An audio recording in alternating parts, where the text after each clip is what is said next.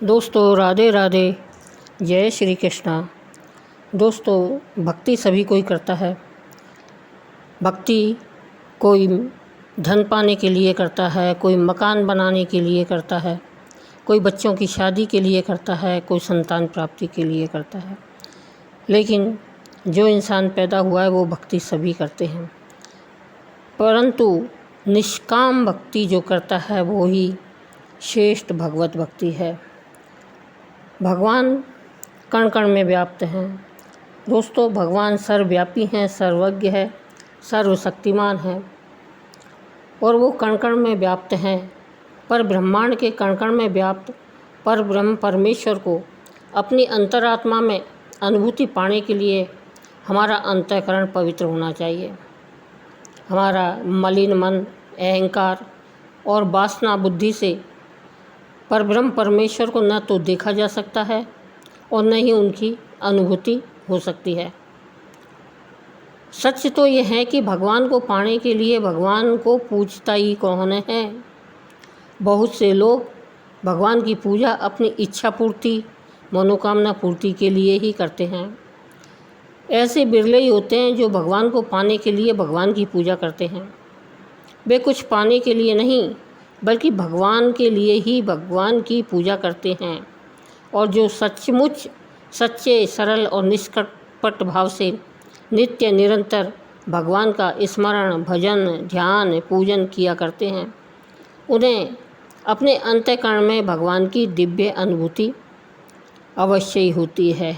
तो दोस्तों अगर हम भगवान के लिए ही, भगवान को पाने के लिए ही पूजा करते हैं तो भगवान के पाने के साथ साथ हमको भगवान की बनाई हुई सारी वस्तुएं, पदार्थ हमें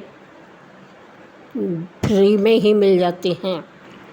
सबरी, संत नामदेव, संत एकनाथ, संत सूरदास, मीराबाई, संत तुकाराम, संत कबीरदास, श्री राम कृष्ण परमहंस, परम पूज्य गुरुदेव आदि ऐसे ही संत थे जो हर पल हर जगह भगवान की अनुभूति पाते थे। जब तक भक्त का भगवान के प्रति पूर्ण समर्पण नहीं होता तब तक भक्त को भगवान की अनुभूति नहीं होती है।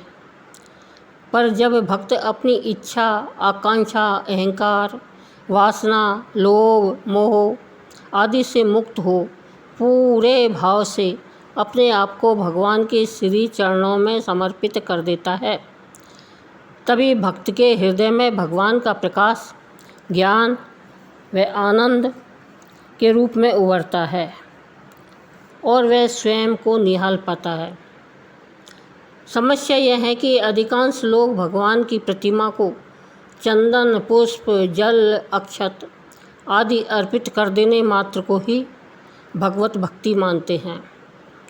अपने मन की मलिनता और हृदय की कलुषता को दूर करके वे मन को पवित्र और हृदय को भगवान के लिए प्रेम भाव से भर लेने का प्रयास, पुरुषार्थ, योगाभ्यास कर ही नहीं पाते हैं।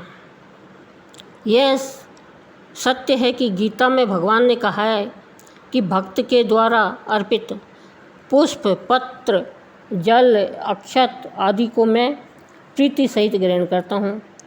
पर यहाँ पर हमको समझ लेना आवश्यक है कि निर्मल मन व भगवान के लिए प्रेम से भरे हुए हृदय वाले भक्त के द्वारा अर्पित पत्र, पुष्प, जल, अक्षत आदि ही भगवान प्रीति सहित ग्रहण करते हैं।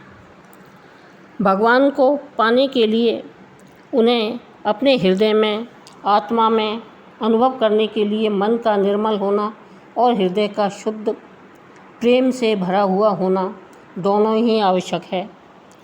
और इसके साथ ही ईश्वर की सर्वव्यापकता में विश्वास भी आवश्यक है, क्योंकि हम सभी भगवान को सर्वत्र देख पाएंगे, निहार पाएंगे और खोज पाएंगे, पहचान पाएंगे। जब हृदय भगवान के लिए शुद्ध प्रेम से भरा हुआ हो तो भगवान की दृष्टि भी प्रेम से भरी हुई होती है और उस प्रेम दृष्टि से जब वह संसार को देखता है तो उसे सब जगह भगवान ही भगवान दिखाई पड़ने लगते हैं। उसे जन जन में, कण कण में भगवान दिखते लगते हैं और भगवान की अनुभूति होने लगती है। पत्थरों की प्रतिमाओं में ही नहीं, उसे ब्रह्मांड के कण कण में भगवान दिखाई पड़ने लगते हैं, अनुभव होने लगते हैं। इस प्रकार सब जगह भगवान की उपस्थिति और अनुभूति को जानकर भक्त कभी भी बुरे कर्मों, पाप कर्मों में लिप्त नहीं होता, क्योंकि कर्म करते हुए उसे हर जगह भगवान का स्मरण होता है, उनकी उपस्थिति का आभास होता है। इसलिए उनके हर कर्म निष्पाप, निष्काम और दिव्य होते हैं। वह स्वयं को ईश्वर के हाथों का एक उपकरण मात्र मानता हुआ निष्काम भाव से जगत में अपना कर्तव्य कर्म करता हुआ सदा आनंदित रहता है। इसलिए निष्काम, निश्चल, निर्दोष, निर्विकार और निरहंकार व पूर्ण समर्पण भाव से, प्रेम भाव से की गई भक्ति ही श्रेष्ठ भक्ति है। निसंदेह हमारी भक्ति भी ऐसी ही होनी चाहिए। दोस्तों, रामकृष्ण परमहंस बहुधा एक कथा कहा करते थे कि एक आदमी जंगल से जा रहा था। उसे 3 डाकुओं ने पकड़ लिया।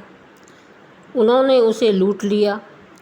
तब एक डाकू बोला, इसे जीवित रखने से क्या फ़ायदा, इसे मार डालते हैं। दूसरा बोला, नहीं, इसके हाथ पैर बांधकर छोड़ देते हैं। तीसरे डाकू को उस पर दया आ गई और वह उसके बंधन खोलकर सड़क तक आया। रामकृष्ण बोलते थे कि यह संसार भी ऐसा ही है, यह संसार भी ऐसा ही जंगल है जिसमें सत्व, रज और तम 3 डाकू रहते हैं। ये जीवों का तत्वज्ञान छीन लेते हैं। तमोगुण तो मारना चाहता है, रजोगुण संसार में फंसाता है और सतोगुण रज और तम से बचाता है। तमोगुण और रजोगुण जिस भवबंधन में बांधते हैं उसे सतोगुण काट डालता है, पर तत्वज्ञान वह भी नहीं दे सकता। वह जीव को परम धाम जाने की सड़क तक तो पहुंचा सकता है, पर उसके आगे की यात्रा बिना किसी गुण का आश्रय लिए ही पूर्ण होती है। इसलिए परमात्मा को त्रिगुणातीत कहा गया है, जो त्रिगुणों से पार है और जहाँ तक प्रकृति के बंधन से पहुँच से बिल्कुल बाहर है, वो प्रकृति के बंधन तक पहुँच ही नहीं सकते। दोस्तों, स्वामी रामकृष्ण परमहंस से उनके एक शिष्य ने प्रश्न किया, क्या गृहस्थ लोगों को भगवान के दर्शन हो सकते हैं? रामकृष्ण परमहंस बोले, हो सकते हैं क्या, होते ही हैं। भगवान तो भक्ति के भूखे हैं। उन्हें तुम्हारे गृहस्थ होने या ना होने से ज़्यादा परेशानी नहीं है। गृहस्थ यदि अपने कर्तव्यों का पालन करता रहे और बिना आसक्ति किए अपना कार्य करता रहे तो उसे भगवान मिलते ही हैं। स्वामी रामकृष्ण परमहंस आगे बोले, संसार में रहना मानो हाथ में तेल लगाकर कटहल काटने जैसा है। कटहल भी कट जाए और हाथ भी गंदे ना हो। संसार में आसक्ति छोड़कर सारे कर्म करने चाहिए और अपने दायित्व निभाने चाहिए, यही मुक्ति का मार्ग है। दोस्तों, एक बार देवताओं के कोषाध्यक्ष कुबेर को अपने पास संचित अकूत धन का, संपदा का अभिमान हो गया, तो इस अहंकार से प्रेरित होकर वे भगवान शिव के पास पहुँचे और उनसे निवेदन करने लगे, महादेव, मैं एक भव्य भोज का आयोजन कर रहा हूँ। उसमें देव, यक्ष, गंधर्व, किन्नर सभी लोग आमंत्रित हैं। यदि आप और माँ पार्वती भी वहाँ आए तो अच्छा रहेगा। भगवान शिव उसके मंतव्य को भाप गए और बोले, हमारा प्रतिनिधित्व गणेश कर लेंगे। निर्धारित समय पर गणेश जी भोज में पहुँचे। उन्होंने पहुँचते ही कुबेर से कहा, मुझे भूख लगी है, कृपा करके भोजन करा दो। कुबेर ने खाना परोसना प्रारंभ किया, पर गणेश जी सारे व्यंजनों को एक के बाद एक समाप्त करते गए। देखते ही देखते कुबेर का खजाना खाली होने लगा, तो उन्होंने घबराहट में भोजन परोसवाना बंद कर दिया। गणेश जी क्रोध में बोले, कैसे दरिद्रों का भोजन है, यहाँ एक का पेट नहीं भर सकता, तो इतने सारे व्यक्तियों को क्यों आमंत्रित किया। कुबेर का अहंकार चूर चूर हो चुका था। उसने अपने पूर्व व्यवहार के लिए क्षमा मांगी। तो दोस्तों, व्यक्ति को धन का, ज्ञान का, भक्ति का कभी भी अभिमान नहीं करना चाहिए, उन्हें कभी भी अहंकार नहीं करना चाहिए, क्योंकि भगवान अहंकार करने वाले को, अभिमान करने वाले को कभी माफ़ नहीं करते।